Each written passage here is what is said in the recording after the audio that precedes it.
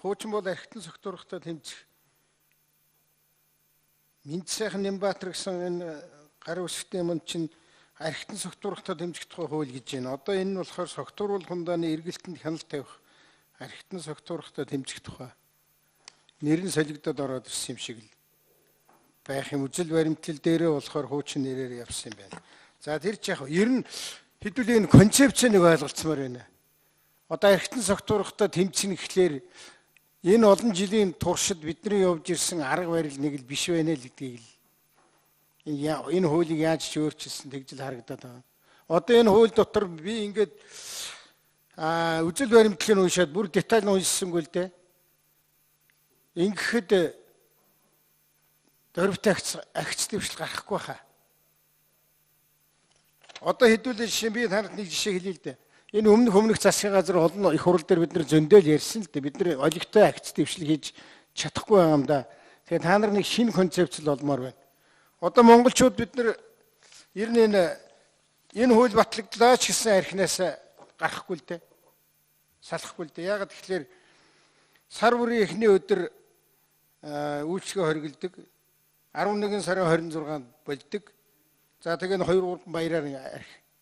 Энэ бусад улс орнуудын тэмцсэн туршлагыг бий биш л дээ. Энэ хүмүүсийн ярьж байгаа ингээ сонсоод гадаад явж галуу шувууны мах идсэн хүмүүсийг сонсоод байхаар ингээд авахт нь төвөг учруулдаг юм байл. Гараад ухсгээд авах гэсэн чинь цагийн хязгаарлалттай байдаг. Гараад ухсгээд авах гэсэн чинь нөгөөх нь хол байдаг. Тэгээ одоо жишээлх юм бол би зүгээр их бүдүүлэг байх нэг санаа хэлээд хэлдэг. Эндээс би хүмүүст ярьж яхад шинэ хамралтын 2 өдөр өрөөсөө ингээд архисархаа бэлчээж л гэдэг.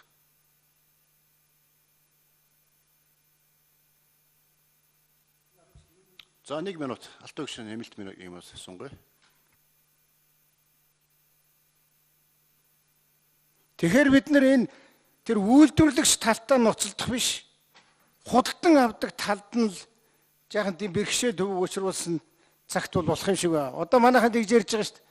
Сарын 1-ний өдөр өнөөдөр чи нэр арх зардгүй өдөр за одоо дүүрлээдэй гэж өнгөрч байгаа шүү дээ. Ингээл тэр энэ механизм зөв болооч, концепц зөв болооч. Одоо энэ хуулиар бүгдийн зохицуулна бид нар ингэж явж ирсэн буруу л да. Үйлдвэрлэхийн, худалдаалахын тийм ээ маш олон юмыг нэг хуулиар зохицуулах гэж их оролдож ирсэн. Тэгэхээр би ажлын хэсгийг харсан чинь шинэлэг малгал байна л да. Энэ хэний хийж ирсэн санаанууд юм бол.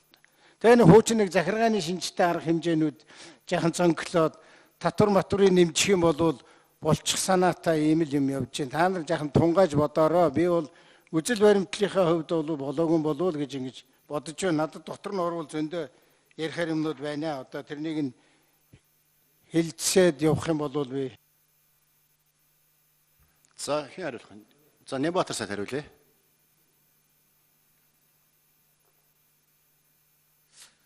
Нэгдүгээр энэ хуулийн маань нэр нь согтууруул хундааны эргэлтэд хяналт тавих архитан согтуурхтай тэмцэх тухай хууль гэсэн энэ нэршлэр төсөл нь бичигдэж орж ирсэн алтан өгшөнө.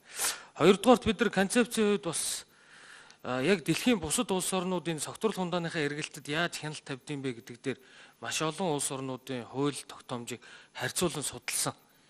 Тэгэхээр энэ согтууруул хундааны зохисгүй хэрэглээг бууруулах тэр бие өдөртөн жолоодох чадваргүй болтлоо согтсон хүмүүст согтууруул хундаа худалдан борлуулсан тохиолдолд ямар үүрэг хариуцлагыг тухайн үйлчлэгээний байгууллагуудад ноогдуулах уу, яаж энэ соёлтой хэрэглээг бий болох уу гэд яг дэлхий дээр ямар стандартууд байдгүй түүнийг энэ журмуудаар оруулж ирээ л гэж байгаа.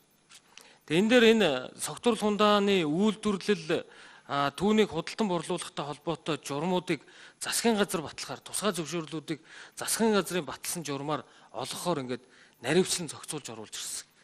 Саяны тэр таны сүүлд хэлдэг тэр худалдаа авал цагийн хязгаарлалт энэ гэдэг бүх зүйлийг л энд бид нар энэ журам болон хуулийн дээр уялдуул зохицуулахыг хичээж байгаа. Би нэг жишээ хэлье. Энэ 35-аас дээш градусын хатуулагтай этилийн спиртийг чинь манад одоо бол ингээд бар ресторан ингээд лонготон тавиад сууж идэг.